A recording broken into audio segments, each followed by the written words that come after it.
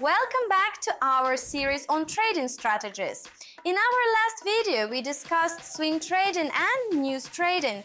Today, we're diving into arbitrage trading and dollar cost averaging DCA. Hey there, I'm Eva, and let's start with arbitrage trading. Arbitrage trading is a strategy where you buy an asset on one exchange at a lower price and immediately sell it on another exchange at a higher price. The difference in prices is your profit. Pros of arbitrage trading: low risk.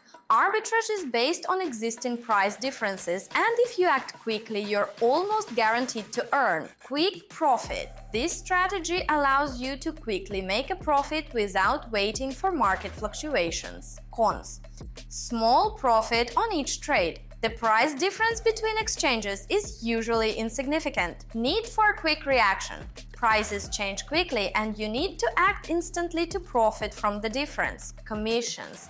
Commissions for transfers between exchanges can eat up part of the profit. Now let's talk about dollar cost averaging, DCA. DCA is a strategy where you regularly buy an asset for a fixed amount regardless of its current price. This helps smooth out price fluctuations and avoid the risk of buying at the peak. Pros of DCA: less stress. You're not trying to catch the perfect moment to buy, which relieves stress and constant market monitoring. Risk reduction.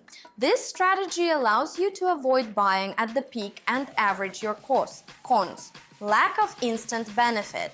This strategy is designed for the long term and quick results shouldn't be expected. Not suitable for short-term trading, DCA is focused on long-term asset accumulation, not quick income. Have you ever used either of these strategies? Which one appeals to you more? Share your thoughts in the comments. In our next video, we'll explore momentum trading and reverse trading. Stay tuned!